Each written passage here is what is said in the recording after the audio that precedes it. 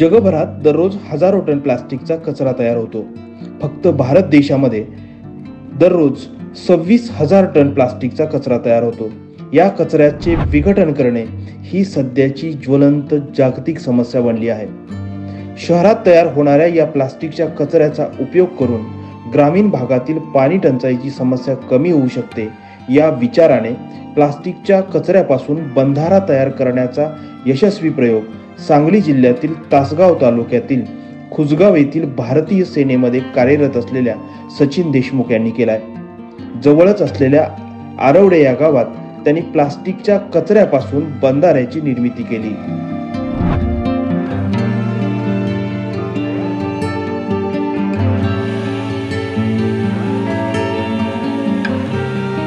हा जो डॅम आहे, हा डॅमचा मेन उद्देश आहे की आज बघितलं तर सिटी मध्ये प्लास्टिकचा फार मोठा प्रॉब्लेम आहे आणि खेडेगाव या ठिकाणी पाण्याचा फार मोठा प्रॉब्लेम आहे। तर ह्या दोन्ही प्रॉब्लेम आपण एका ठिकाणी येऊन कुठं सॉल्व्ह करू शकतोय, तर हा जो काय आहे तो प्लास्टिकचा डॅम आहे। या बंधाऱ्यासाठी त्यांनी 17.5 टन प्लास्टिकचा कचरा वापरला आहे। हा कचरा परिसरातील विविध गावांमधून तसेच नगरपालिकांमधून संकलित केला आहे।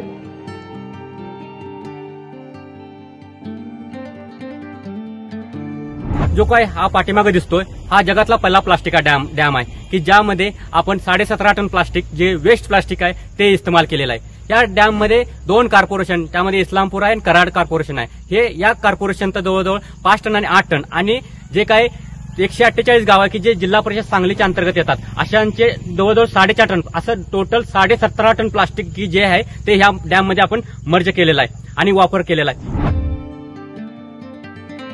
प्लास्टिकवर बंदी आणून हा कचरा नियंत्रणात आणणे अशक्य झाले आहे।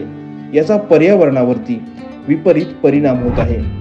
या बंधाऱ्यासाठी वापरलेल्या तंत्रज्ञानामध्ये प्लास्टिकचा कचरा कायमस्वरूपी नष्ट होणार असल्याने याचा पर्यावरणातील कोणत्याही घटकांवर विपरीत परिणाम होणार नाही। पर्यावरण संवर्धनाच्या दृष्टीने हे तंत्रज्ञान मैलाचा दगड ठरणार आहे।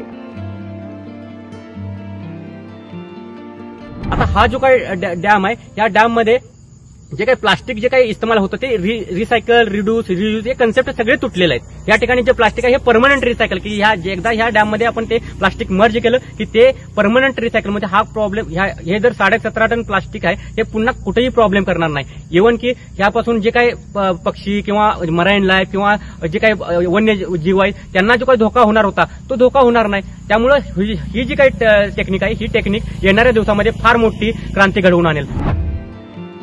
या बंधाऱ्यात सुमारे 25 लाख लिटर पाणी अडवण्याची क्षमता आहे।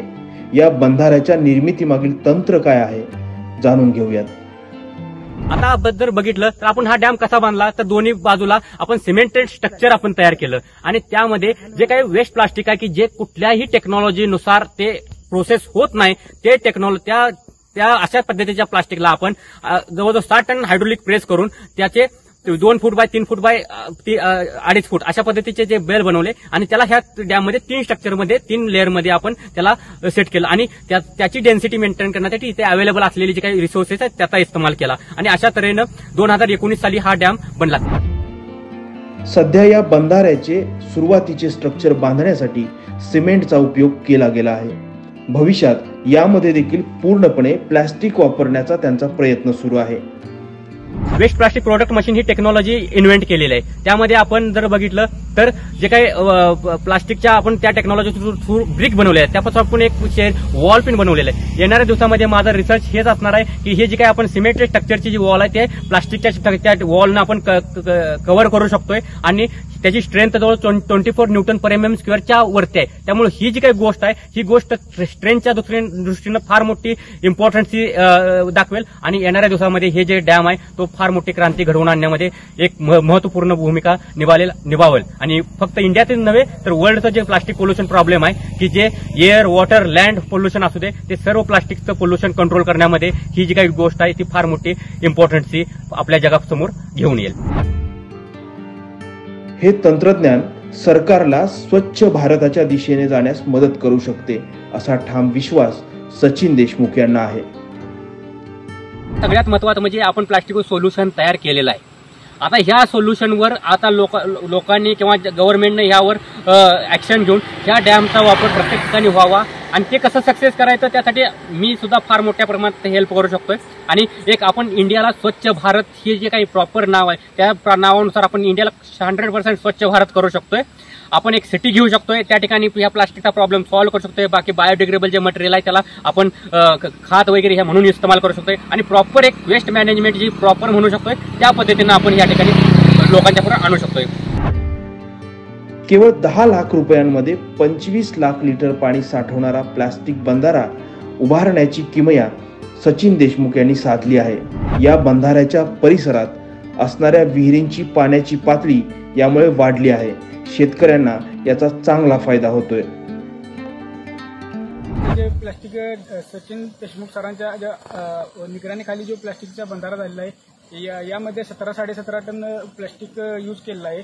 त्यामुळे येथील शेतकऱ्यांचा पाण्याचा प्रश्न मिटलेला आहे आणि या डॅमचा एक विहिरींना आणि बोरवेलला एक चांगला फायदा झालेला आहे. आणि पाण्याची समस्या जी होती आमच्या या भागातली शेतकऱ्यांची ती पूर्ण आता समस्येवर तोडगा निघालेला आहे. आणि जे प्लास्टिकची जे समस्या जी भेडसावत होती आपल्याला त्यावर एक हा निश्चितपणाने एक तोडगा काढलेला आहे सरांनी. आणि याच्यामुळं काय झालंय की बोरला पाणी जरा विहिरीला पाणी सुटलं या आणि आता ही बंधाऱ्यात पाणी साठले. पावसाळ्यात आता बरेचदा असं बंधार भरतोया आणि बऱ्याचशा विहिरीला फरक पडतो. हा जगातला पहिला प्रयोग असल्याचा दावा देखील सचिन देशमुख यांनी केलाय. या तंत्रज्ञानाचे पेटंट मिळवण्यासाठी ते प्रयत्नशील आहेत. सरकारने या प्रयोगाची दखल घेऊन या तंत्रज्ञानाची योग्य अंमलबजावणी केल्यास प्लास्टिक कचऱ्याची समस्या दूर होण्यास मदत होणार आहे. भास्कर सदाकाळे, मॅक्स महाराष्ट्र, तासगाव.